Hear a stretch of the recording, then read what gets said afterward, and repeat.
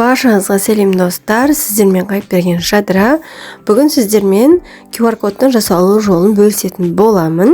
Егер де видео қызық болса, соңына дейін көріңіз, каналыма тіркеліп, колокольчикті баса отырыңыздар, себебі алдағы уақытта қызықты ақпараттар шығатын болады. Ал қазір жұмысымызды бастайық. Бізге qrcode.ru деп аталатын осындай сайт қажет болады. Бұл сайт арқылы қара түсті QR код жасалынады. Ал екінші нұсқада біз түрлі түсті QR код жасайтын боламыз.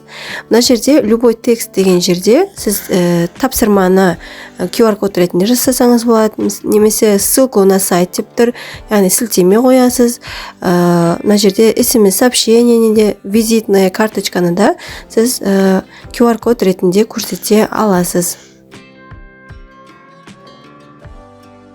Мен өзімнің YouTube каналымның сілтемесін көшіріп алып, жаңағы сайтқа барып, ссылку на сайт деген жерге вставить ететін боламын. Одан кейін мына жерде создать код дегенді басамыз, немесе Ctrl плюс Enter батырмасын басамыз. Сол кезде мінекей оң жақта баш QR код деген жерде QR кодымыз шықты.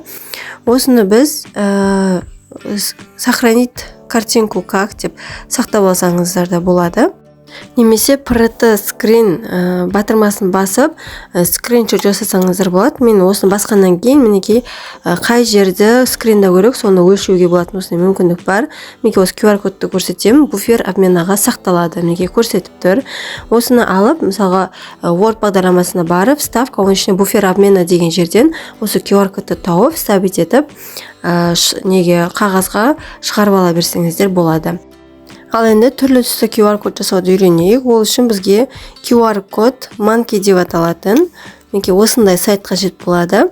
Бұл жерде де сілтеме қоюға болады, текст, email, SMS, немесе локация, Facebook, Twitter, YouTube, әне жерде more деген бар. Ең соңында осындағы стрелканы бассаңыздар, басқа да мүмкіндіктер шығар, енді MP3, видео, PDF папка файлға, енді мүмкіндіктер өте көп.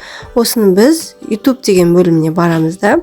Мына жерде Enter Content деген үстін бассаңыздар, сілтеме қоятын жер бар.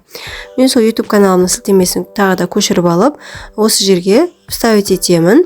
Бірақ естеріңізде болсын, YouTube каналға вставить еткенде, тіпті қандай сайт болса да, ең алдында http қос нүкте және де 2 слэш міндетті түрде жазылу керек. Әйтпесе, мына сіздің қойған сілтемеңіз ашылмайды.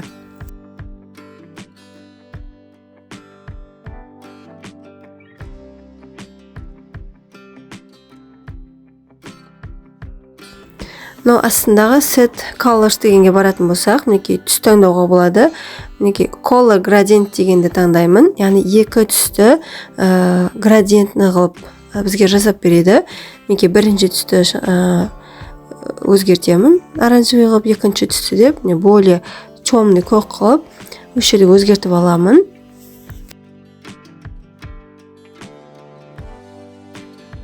Түсті таңдап болғаннан кейін Add Logo Image деген бөлімге барамыз. Бұл жерде Upload Image дегенге барсаңыздар, өзіңіздің суретіңіз немесе кез келген бір картинаны алып, логотип ретінде қоя аласыз. Немесе мынау астында тұрған значоктардың біреуін таңдайсыз. Мен YouTube-тың значогын таңдадым. Және оның астына түскенде Customize Design деген бар. Бұл сіздің QR кодыңыздың түрін өзгертеді. Мінекей мына жерден кез келген таңдап, әрқайсысын таңдап көре беріңіздер.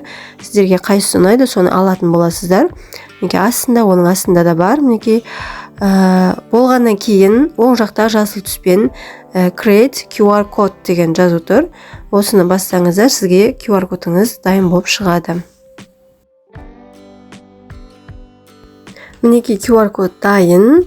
Мына Download Page дегенді басамыз, одан кейін Freezing Up дегенді бассақ, бізге загрузки бөліміне осы QR кодымыз сақталады. Яғни оны кейін слайдыңызға, Word документіңізге, басқа да кез келген жобаларыңызға сурет секілді жүктей берсеңіздер болады. Енді осыны сіздерге телефонда қалай жүзеге асатынын мысал ретінде көрсетіп кетейін. Осы YouTube арнама және Insta парақшама 2 сілтемені мысал ретінде қазір көрсетемін. Мінекей YouTube каналыма өтетін QR код. Мінекей скриндап алдым. открыть ссылку деп бастым. Мінекей YouTube каналым ашылды. Одан кейін дәл жаңағыдай, бірақ инста парақшаның сілтемесін қойып, және де кішкене фонын өзгертіп, түсін де өзгертіп, мінекей инста парақшама QR код жасадым. Оны да осылай телефон арқылы байқап көрдім. Мінекей менің инста парақшам ашылды.